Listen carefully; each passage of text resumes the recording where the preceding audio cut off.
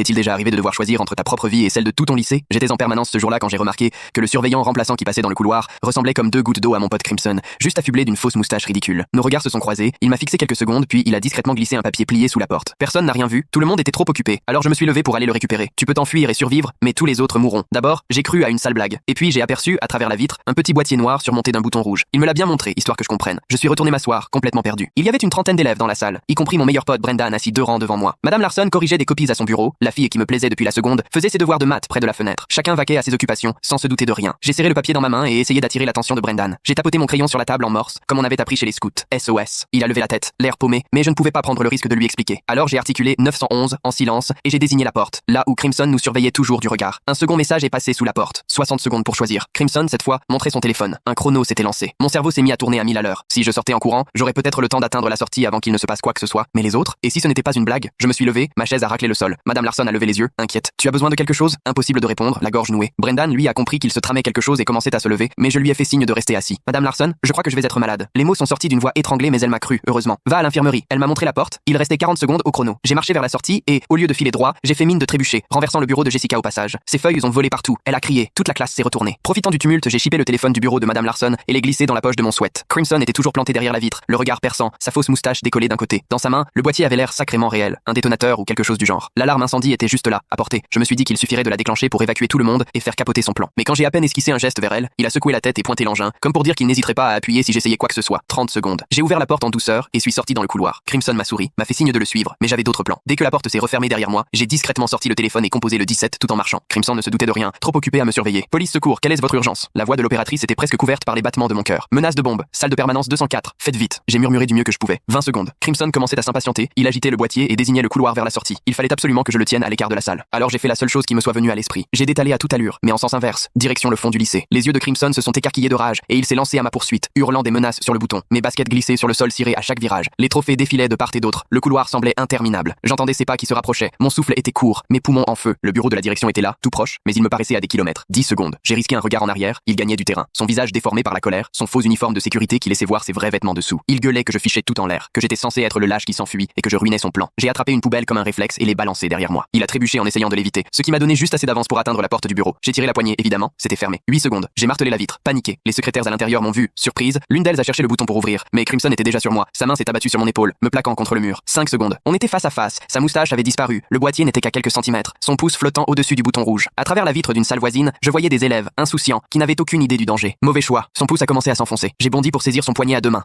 Découvrez l'histoire complète en cliquant sur la vidéo ci-dessous.